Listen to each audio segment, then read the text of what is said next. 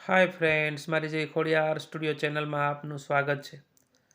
આજે આપણે સાંભળીએ મહાભારતની કેટલીક વાતો। એક સમયની વાત છે, પાંડવોને વનવાસ થયો અને પાંડવો હવે વનમાં પોતાના દિવસો પસાર કરે છે। ભોજનમાં એટલી બધી મુશ્કેલીઓ પડે છે કે એ સમયે ભોજન પણ મળતું નથી। એવામાં દ્રૌપદીજીએ ભગવાન સૂર્યનારાયણને પ્રાર્થના કરી કે હે સૂર્યનારાયણ પ્રભુ, અમારી મદદ કરો।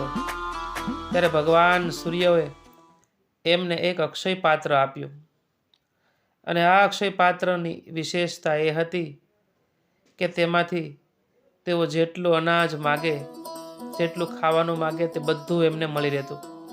હવે દ્રૌપદીની જમવાની વ્યવસ્થા આરામથી થઈ શકતી હતી। તેઓ જે ઈચ્છે તે આ અક્ષય પાત્રમાંથી મેળવી શકતા હતા। પરંતુ દુર્યોધનની નજર પાંડવો પર હતી અને તેઓ કોઈ પણ રીતે પાંડવોને હેરાન પરેશાન કરવા માંગતો હતો। આથી એમણે એક યુક્તિ કરી। એમણે એક દિવસ દુર્વાસા ઋષિને પાંડવોના ઘરે જઈને ભોજન ગ્રહણ કરવાની વાત કરી।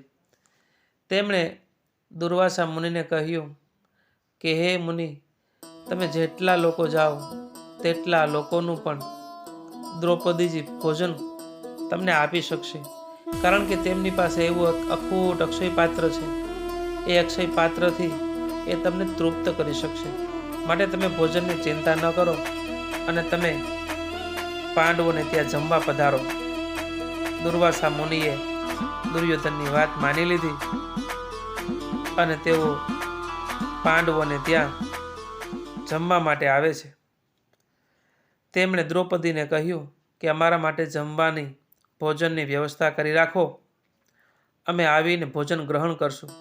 હાલ અમે સ્નાન કરવા નદીએ જઈએ છીએ। દ્રૌપદીજી મૂંઝાયા, કારણ કે અક્ષય પાત્રમાંથી તેમણે આજનું ભોજન ગ્રહણ કરી લીધું હતું। હવે ફરીવાર અક્ષય પાત્રમાંથી ભોજન મળી ન શકે, કારણ કે અક્ષય પાત્રની વિશેષતા એ હતી કે દ્રૌપદી તેમાંથી ભોજન ગ્રહણ કરી લે અને ત્યારબાદ અક્ષય પાત્રની સાફ સફાઈ કરી નાખે, ત્યાર પછીથી તેમાંથી ભોજન ન મળી શકે। આમ દ્રૌપદીજી મૂંઝાઈ છે। તેમણે ભગવાન શ્રી કૃષ્ણને પ્રાર્થના કરી કે હે પ્રભુ, અમારો ઉદ્ધાર કરો, કારણ કે હવે દુર્વાસા મુનિ સ્નાન કરવા ગયા છે, તેમની સાથે ઋષિગણ છે અને જો તેમને ભોજન આપવામાં નહીં આવે તો તેઓ ક્રોધિત થઈ અમને શ્રાપ આપશે। માટે હે દ્વારકાધીશ, પધારો અને અમને આ મુશ્કેલીમાંથી ઉગારો।